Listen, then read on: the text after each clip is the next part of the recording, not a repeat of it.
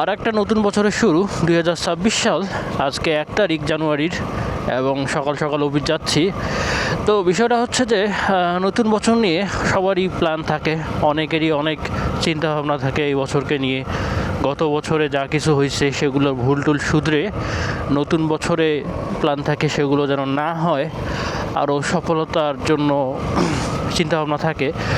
তো ভাই, সফলতার ডেফিনেশন এক একজনের কাছে এক এক রকম। হ্যাঁ, কেউ অল্পতেই তুষ্ট হয়, আবার কেউ অনেক পেয়েও তুষ্ট হয় না। কেউ হালাল উপায়ে উপার্জন করে তুষ্ট হয়, কেউ সেটাকে তোয়াক্কাই করে না।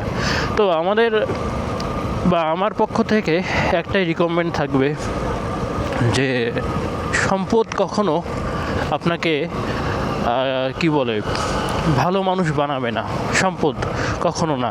এবং ভালো মানুষ হওয়াটা কিন্তু ইম্পর্ট্যান্ট। একটা সময় আপনি দুনিয়া ছেড়ে চলে যাবেন, কোনো কিছুই কিন্তু পার্মানেন্ট না।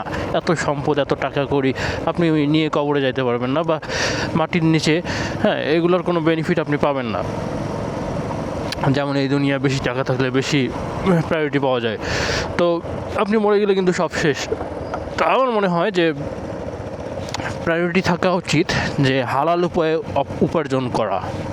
আপনি কতটুকু হালাল উপায়ে কয় টাকা উপার্জন করতে পারলেন এবং সেটা নিয়ে আপনি তুষ্ট আছেন কি না, এটা এটা এটা আর কি আমার কাছে মনে হয় যে সফলতার ডেফিনেশন।